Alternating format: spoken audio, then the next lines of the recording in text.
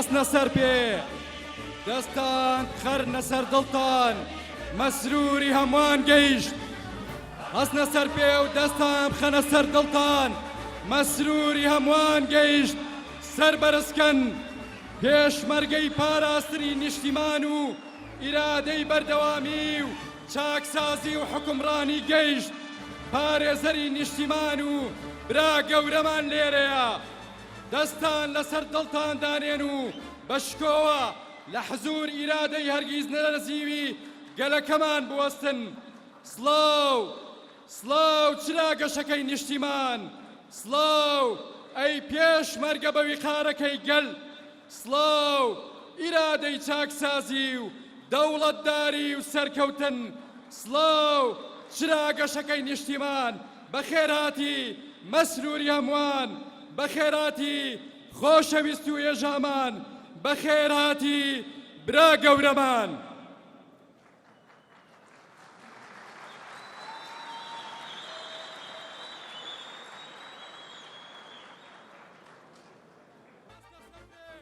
ئاڵاکانتان بەرز بەرزکەن پێشڕەوی کورد پارتیە پێشڕەوی کورد پارتیە پێشڕەوی کورد پارتیە پێشڕەوی کورد پارتیە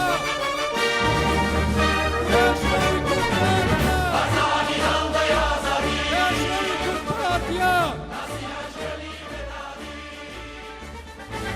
ئازادی هەڵدەی ئازادی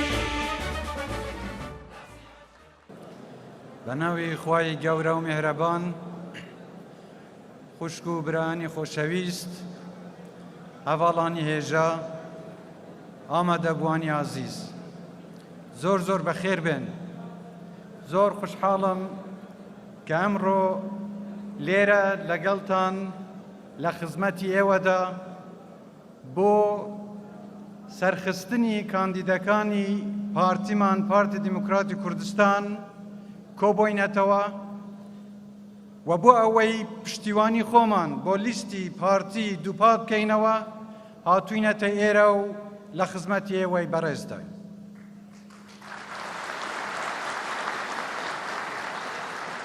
بەڕێزان، من شانازی دەکەم کە ئەندامانی پارتی و خەڵکی کوردستان ئەو متمانەیان پێبەخشین کە پۆستی سەرۆکایەتی حکوومەتی هەرێمی کوردستانمان پێ ببەخشرێت جێگەی شانازیە بۆ من بەڵام ئەمڕۆ من لێرە لە خزمەتی ئێوەدام وەکو ئەندامێکی پارتی دیموکراتی کوردستان.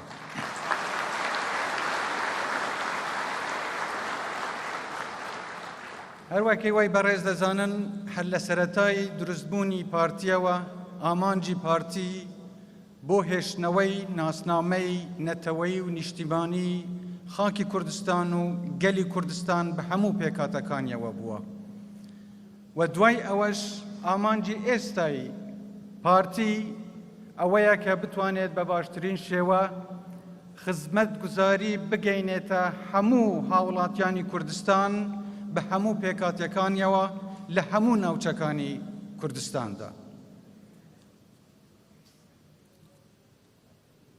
چەند خاڵێک هەیە کە من دەمەوێ عەرزیەوەی بەڕێز بکەم کە پارتی لەو ماوەیەدا هەوڵی بۆ داوە و ئەو ئەرکەی کە لە سەرشانی ئێمە بووە بتوانین جێبەجێی بکەین لە حکوومەتدا بۆ جێبەجێکردنی ئامانجەکانی پارتی و سەرخستنی ئەم ئامانجانە هەوڵمان داوە درێغی نەکەین و ئینشاءڵڵا وەفادار دەبین بەرامبەر بەو بەڵێنە و بەرامبەر بەو ئەمانەتە.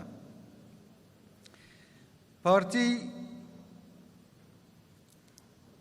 سەیری خزمەتگوزاری و پێشخستنی هەرێمی کوردستان وەکو استراتیجیەتێک دەکات.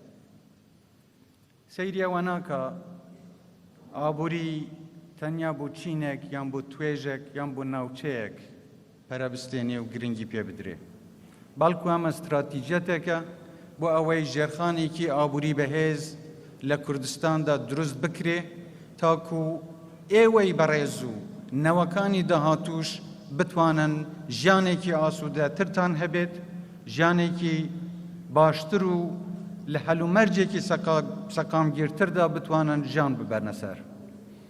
پارتی هەموو هەوڵێک دەدات بۆ ئەوەی بەو ڕێگەنەی کە لە توانایدایە خزمەتی وڵاتیان بکە و خزمەتی ئەو ئەجەندەیە بکە کە ئێمە بتوانین هەموو ناوچەیەک لە کوردستان پێش بخەین و نەیەڵێن هیچ کەم و کورتیەک بمێنێت. بەڵام هەر وەک دەزانن ئێمە لە ماوەکانی ڕابردوودا دوچاری چەندین گرفت و قەیرانیش بووینەتەوە. بەڵام ئەمە خۆڕاگری ئێوەی خۆشەویست جەماوەری خەڵکی کوردستان و بەتایبەتی جەماوەری خۆڕاگر و تێکۆشەر و قارەمانی پارتی بووە کە هەمیشە پشتیوان بووە بۆ ئەوەی ئەم ئەزمونە پارێزراو بێت و هیچ دژمن و نەحەز و پیلانی نەیارێک نەتوانێت کارێکی وا بکات خوا نەخواستە کوردستان تووشی نسکۆ ببێتەوە. من جارێکی تر سوپاسی پشتیوانی و خۆڕاگری و هێز و توانای ئێوە دەکەم کەواتان کردووە ئێمەش بە هێزێکی پۆڵاینەوە بتوانین بەردەوام بین لە ئەرکەکانی خۆماندا.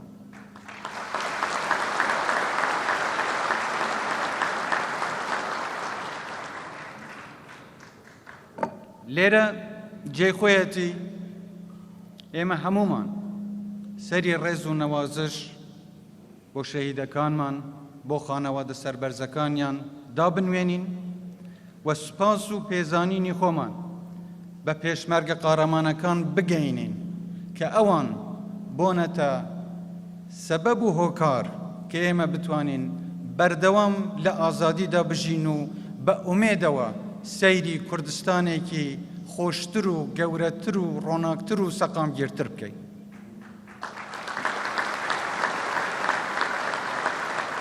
خوشک و برانێ بەڕێز، کاتێک کە ئێمە بە نوێنەرەتی پارتی ئەرک لە حکوومەتدا دەبینین، ئێمە بۆ ئەوەمانە کە ئەو بەڵێنانەی لە هەڵبژاردنەکانی ڕابردوو بە ناوی پارتی بە جەماوەری پارتی بە خەڵکی کوردستانماندا بتوانین جێبەجێیان بکەین و هەر ئەوەشمان کردووە و بەردەوامیش دەبین لەوە.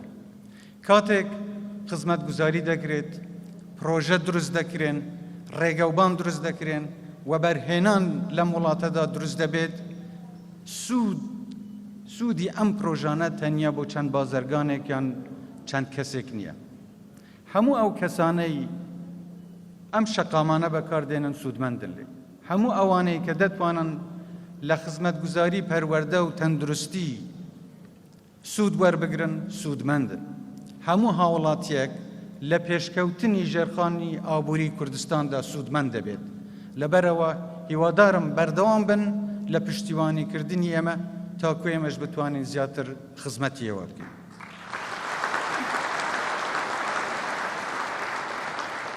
پارتی بەرنامەی ئەوە بووە کە پەروەردە لە کوردستان بە شێوەیەکی زۆر باشتر ڕێک بخرێتەوە، قوتابیەکانمان، مناڵەکانمان، نەوەی داهاتوومان لەسەر ئاستی ستانداردێکی جیهانی و زانستێکی باشتر بتوانێت خۆی پەروەردە بکە بۆ ئەوەی بتوانێت زیاتر وڵاتەکەی ئاوەدام کاتەوە. هەروەها بەرنامەی پارتی ئەوە بووە کە ئێمە ئەوەی لە تواناماندا بیکەین بۆ ئەوەی سیستمێکی تەندروستی باشتر بۆ هەموو هاوڵاتیەکی کوردستان لە هەموو شار و شارۆچکەیەک لە هەموو دێولادەیەک دەستەبەر بکەین تاکو هیچ کەسێک، هیچ کوردستانیەک بێبەش نەبێت لەو خزمەتگوزاریە تەندروستیانەی کە پێویستە بە هەموو هاوڵاتیەک بگات.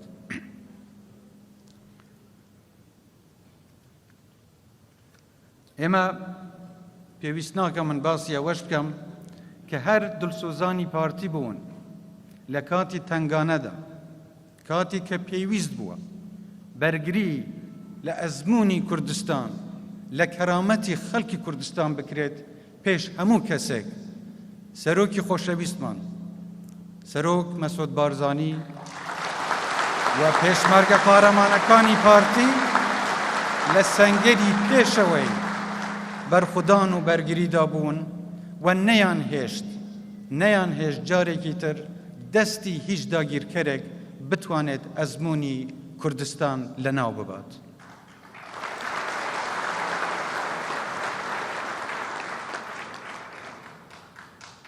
پەیامی ئێستای ئێمەش پەیامی ئاشتیە.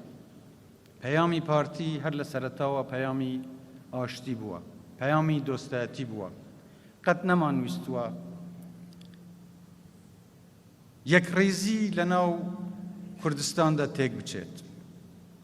ئێمە لەگەڵ لێکترازان نین، لەگەڵ دوورکەوتنەوە نین، لەگەڵ ئەوەین ئاشتەوایی نیشتیمانی لە کوردستان بەرقەرار بێت، لەگەڵ ئەوەین پێکەوە ژیانی هەموو نەتەوە و ئاین و ئاینزاکان لە کوردستاندا بەردەوام بێت و لەسەر ئەو ڕێچکەیەش بەردەوام دەبین.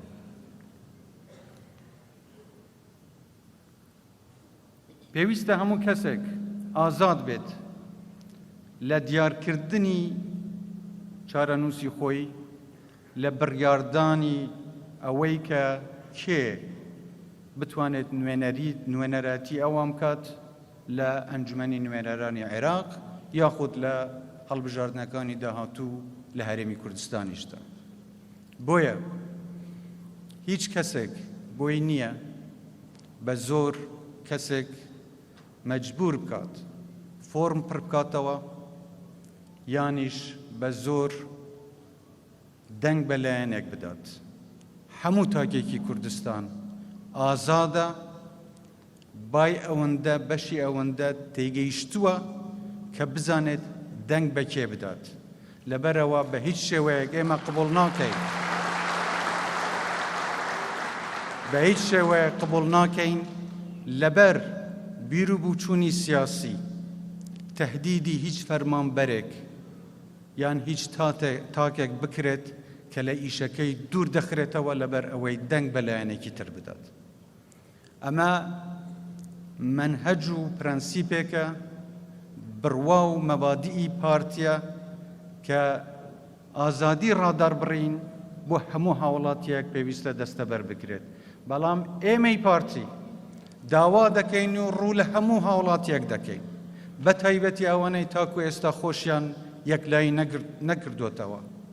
داوا دەکەین دەنگ بە لیستی پارتی دموکراتی کوردستان بدەن، چونکە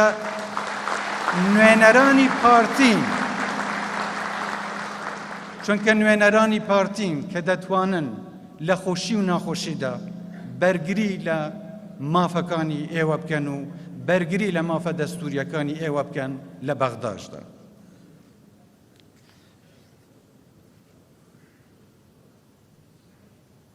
ئێمە هەمیشە خۆمان بە خزمەتکاری خەڵکی کوردستان زانیوە.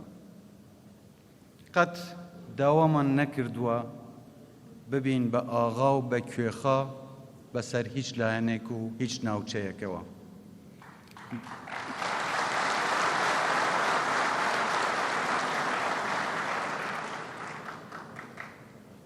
پارتی داوای ئاغایەتی و کوێخایەتی ناکە، داوای چەسپاندنی سەروەری یاسا دەکا لە هەموو کوردستان.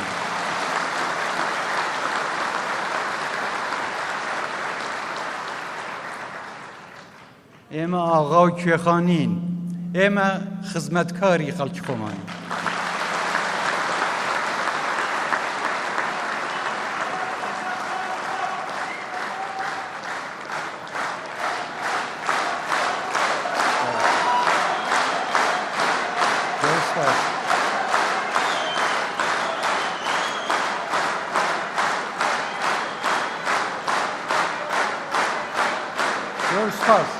سپاسان دەکەم. زۆر سپاسان دەکەم. زۆر سپاسان دەکەم. زۆر سپاسان دەکەم. سپاسان دەکەم.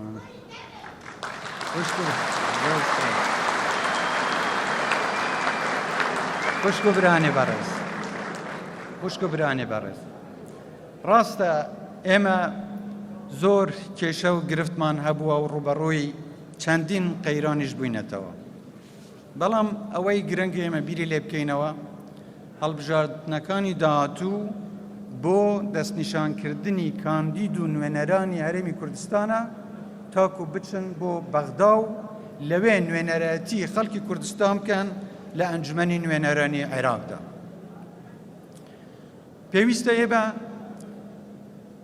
ئەو خاڵەمان لەبەر چاو بێت کە بزانین پەیوەندی ئێمە و عێراق ئێستا لەکوێیە و چ مافێکی ئێمە تاکو ئێستا نەدراوە و پێشێل کراوە بۆ ئەوەی ئێمە بزانین چ جۆرە کەسانێک بنێرین بۆ بەغدا تاکو شەڕ لەسەر ئەو مافە دەستوریانە بکە بۆ دەستەبەرکردنی ئەو مافانەی لە دەستوردا هاتوون و تا ئێستا جێبەجێ نەکراون. ئێمە داوای مافی خۆمان لەو کەسانە دەکەین کە تاکو ئێستا نەیانتوانیوە دەستور جێبەجێ بکەن. بۆیەش پێویستە کەسانی شارەزا، کەسانی بڕوا بەخۆبوو، کەسانێکی بەوەفا، کەسانێک کە خۆیان بکەن بە قوربانی بەرژەوەندی گەل وڵات بچن بۆ بەغدا، نەک کەسانێک بن لە بۆ بەرژەوەندی شەخسی خۆیان و حیزبەکانیان کوردستان بکەن بە قوربانی خۆیان.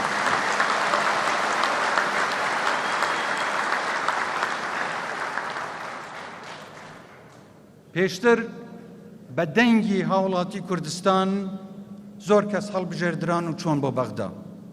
زۆریان بە ئەمانەتەوە ئەرکەکانیان بەجێگەیاند، بەڵام هەندێکیشیان لە جیاتی ئەوەی داکۆکی لەسەر دەستەبەرکردنی مافەکانی خەڵکی کوردستان بکەن لەوێ داوای بڕینی موچە و بودجەی خەڵکی کوردستانیان دەکرد، داوای دابەشکردنی کوردستانیان دەکرد. بە پشتیوانی خوا و هێزی ئێوە نەمان هێشت وەقەتیش نایەڵین واز لە هیچ مافێکی خۆمان بێنین و ناکەوینە ژێر هیچ پاڵە پەستۆیەک و بەردەوام دەبین لە دەستەبەرکردنی ئەو مافانەی کە تاکو ئێستاش نەهاتوونەتە دی. نوێنەرانی ئێوە کە دەنگیان پێدەدەن پێویستە بڕۆن بۆ بەغدا بۆ ئەوەی بەرگری لە مافەکانی ئێوە بکەن، پێویستە بڕۆن بۆ بەغدا بۆ ئەوەی خۆیان بکەن بە قوربانی ئەو بیر و باوەڕە و ئەو متمانەی کە ئێوە پێیان دەبەخشین. هیوادارم هەمووتان پشتیوانیان بن و ئەوانیش بە ئەمانەتەوە ئەرکەکانیان بەجێ بگەینن.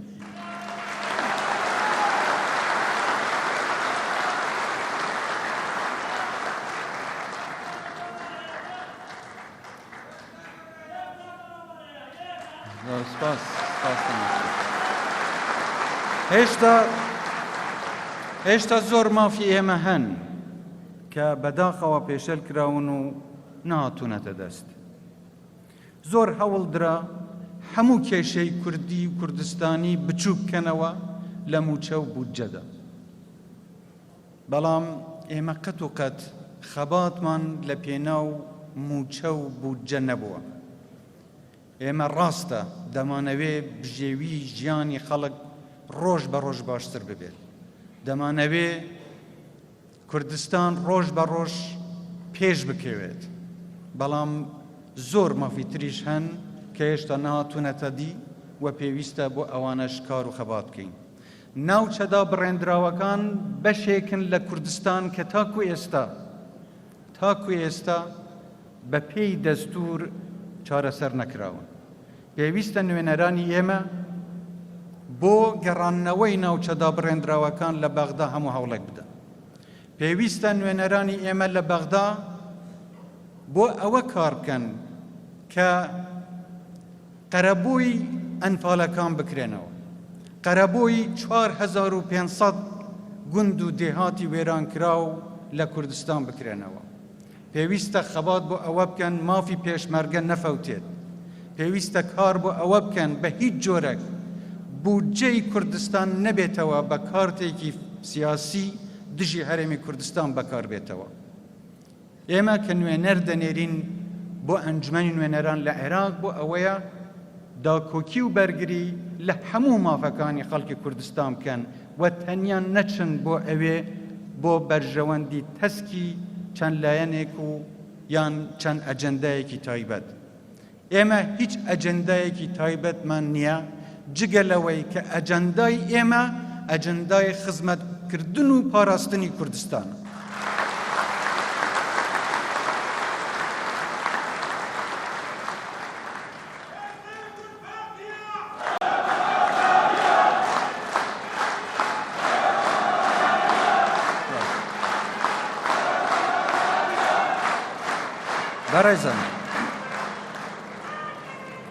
بەڕێزان لە ساڵی 2003 ئێمە بە شێوەیەکی ئارەزومەندانە ویستمان عێراقێکی فدرالی دروست بکەین و هەر لەو پێناوەش ئێمە چوین بۆ بەغدا چەندین جار هەموو هەوڵێکیش درا لەژێر ڕابەرایەتی و سەرۆکایەتی جەنابی سەرۆک هەموو هەوڵێک درا بۆ ئەوەی عێراقێکی نوێ لەسەر بنەمای شەراکە و تەوافق و تەوازن دروست بکرێت. بەڵام بەداخەوە نە دەستور وەکو خۆی جێبەجێکرا نە ئەو شەراکەتە و تەوافقە و تەوازنەی کە ئاواتمان بوو وەکو خۆی ڕێزی لێگیرا و جێبەجێکرا. زۆر لە مافەکانی خەڵکی کوردستان پێشێل کراون و تا ئێستاش ئێمە چاوەڕێی ئەوە دەکەین بە شێوەیەکی ئاشتیانە و یاسایانە و دەستوریانە ئەو مافانە جارێکی تر بۆ خەڵکی خۆمان بگەڕێنینەوە.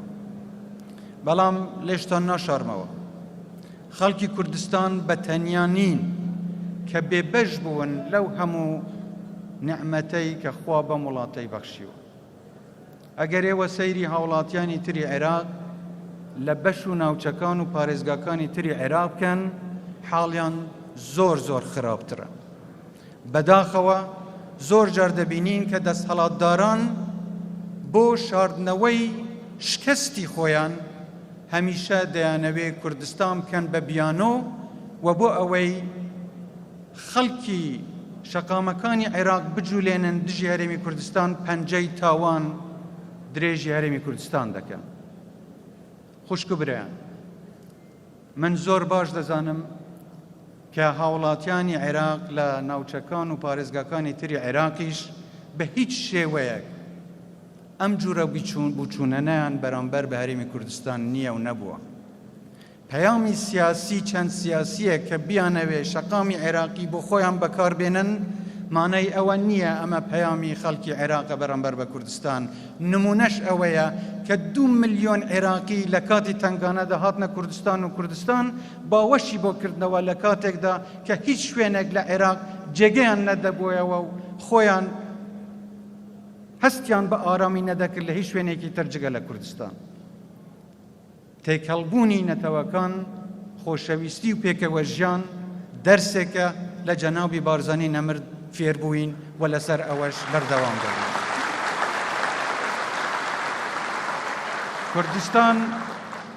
کوردستان بەشێک بووە، ناوچەیەک بووە، هەمیشە شانازی بە پێکەوە ژیانی ئاشتیانەی ئاین و نەتەوەکانی جیاوازدا کردووە و ئێمڕۆژ ئێمە شانازی دەکەین کە کوردستان لەسەر ئاستی جیهان ئێستا ناوی دەرکردووە کە شوێنی پێکەوە ژیانە، شوێنی ئاشتی و سەقامگیریە.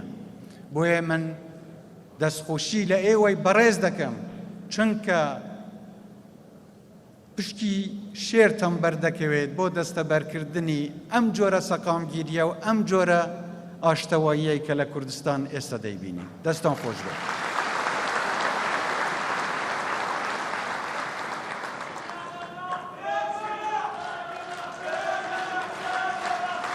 سپاسان دەکەم. خوشک و برانێ بەڕێز، زۆر جار گوێمان لێبوو کە زۆر لە سیاسیەکان بۆ هەر مەبەستێکی تایبەتیش بوو بێت داوام دەکرد بە هەرێمی کوردستان واز لە مافەکانی خۆی بێنێت و ڕوو لە عێراق بکات. کەواتە واز لە فەدرالیەت و ئەو مافە دەستورانەی خۆی بێنێت. ئێمە هیچ وەختێک دژی ئاشتەوایی نەبووین. هەمیشە ویستومانە بەیەکەوە بە ئاشتیانە لەگەڵ هەموو نەتەوەکاندا بژی. بەڵام پرسیار لێرە ئەمەیە، ئایا هەڵوێستەکانی کوردستان هەڵەی ئێمە بووە یان هەڵەی لایەنەکانی تر بووە کە ویستویانە بە پێشێلکردنی مافەکانی ئێمە بەخۆ سەپاندن بەسەر ئیرادەی ئێمە بیانەوێ ئەزمونەکەمان تێک بدەن. ئێمە بە هیچ شێوەیەک ناکەوینە ژێرباری هیچ جۆرە فشارێک لە هیچ لایەنێکەوە. تعەدا لە کەس ناکەین، بەڵام تعەدا لە کەسیش قبوڵ ناکەین.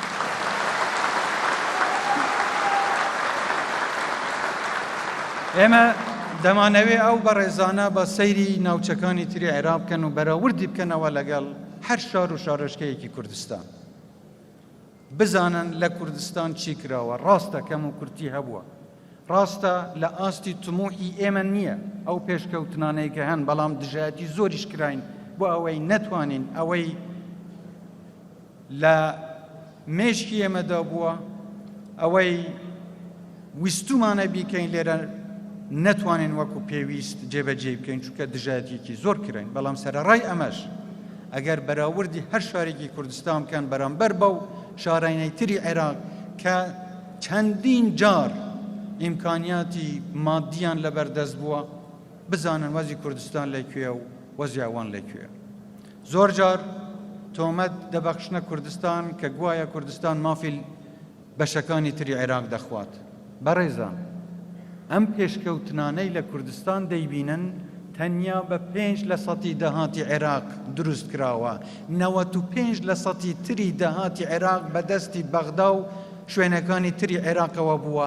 یەکێک نییە بپرسێت چیتان لەو داهاتە کرد، چیتان بۆ خەڵکی عێراق کرد بەو هەموو داهاتێک کە لەبەردەستی ئێوەدا بووە. بۆیە ئێمە دەڵێن بە هەموو کەم و کورتیەکانمانەوە ئێمە ئەزمونێکی سەرکەوتومان هەبووە و ئێستاش ئامادەین یارمەتی هەموو کەسێک و هەموو لایەک و هەموو پارێزگایەکی عێراقیش بدەین بۆ ئەوەی بتوانین ئەو ئەزمونە بۆ شوێنەکانی تری عێراقیش بگوازینەوە.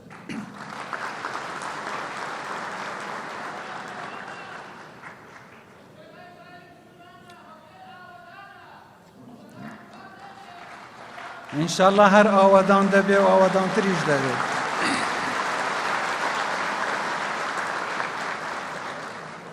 ئێستاش بەڕێزان، ئێمە ئەو کاندیدانەی پارتی چاو بەڕێزانەی کە ئێستا لێرە ئامادەن، چاو کاندیدانەی کە لە پارێزگاکانی تری عێراقیش یان لە هەرێمی کوردستاندا کاندید کراون لەلایەن پارتیەوە، داوا لە هەموو هاوڵاتیانی خۆشەویست دەکەم لە ئێوەی بەڕێز و لە هەموو هاوڵاتیانی خۆشەویست لە هەر کوێیەک بن دەنگ بە کاندیدەکانی پارتی بدەن، چونکە ئەو کاندیدانن کە نەک تەنیا ڕاستگۆ دەبن لەگەڵ بەڵێنەکانی خۆیان بۆ ئێوە، بەڵکو توانای جێبەجێکردنی بەڵێنەکانیشیان هەیە.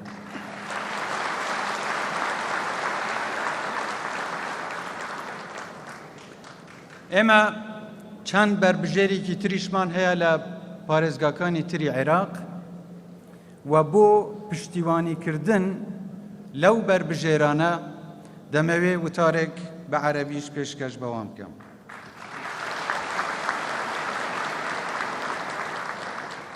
أود توجيه رسالة من إقليم كردستان إلى جميع الإخوة والأخوات في جميع أنحاء العراق. بسم الله الرحمن الرحيم. السلام عليكم ورحمة الله وبركاته. رسالة كردستان هي رسالة السلام والتعايش والاستقرار والإعمار. نطالب بتنفيذ جميع بنود الدستور والعودة إلى الشراكة الحقيقية والتوافق والتوازن. نناشد الإخوة والأخوات الأعزاء بانتخاب مرشحي الحزب الديمقراطي الكردستاني في المحافظات الأخرى والعمل معنا لنقل تجربة كردستان الناجحة إلى بقية محافظات العراق. لقد كان إقليم كردستان وسيبقى بقيادة زعيمنا ورئيسنا مسعود البرزاني ملاذاً لجميع المكونات وجميع الأحرار في مناطق العراق كافة، ومن الله التوفيق. زۆر سپاسان دەکەم جارێکی تر، داوا لە ئێوەی بەڕێز و خۆشەویست دەکەم ڕۆژی 10/10 بیر نەچێتەوە.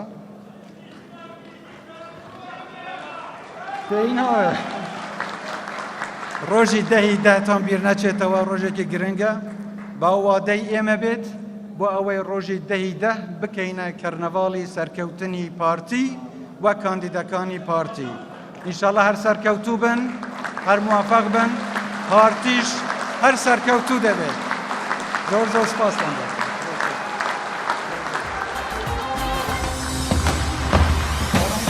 باب مزن بار زانی شورشا کردم جهانی باب مزن بار زانی شورشا کردم جهانی شازده تباه گیر هلال کردستان آمد جهانی شازده تباه گیر مەسروری هەمووان پێشمەرگەی پاراستنی نیشتیمان و ئیرادەی بەردەوامی و چاکسازی و حکومڕانی دروستکەری سەرکەوتن و شکست پێهێنەری پیلانی دوژمنان پارێزەری نیشتیمان و برا گەورەمان بەدڵی گەرمیانەوە بەدڵی کوێستانەوە بەدڵی پڕ لە شۆشی پارتیانامەوانە دەڵێن بەخێربێ سەرسەر و سەرچاومان بەڵێن بێ ناوی بەرزی پارتی و بارزانی هەر بە بەرزی دەهێڵینەوە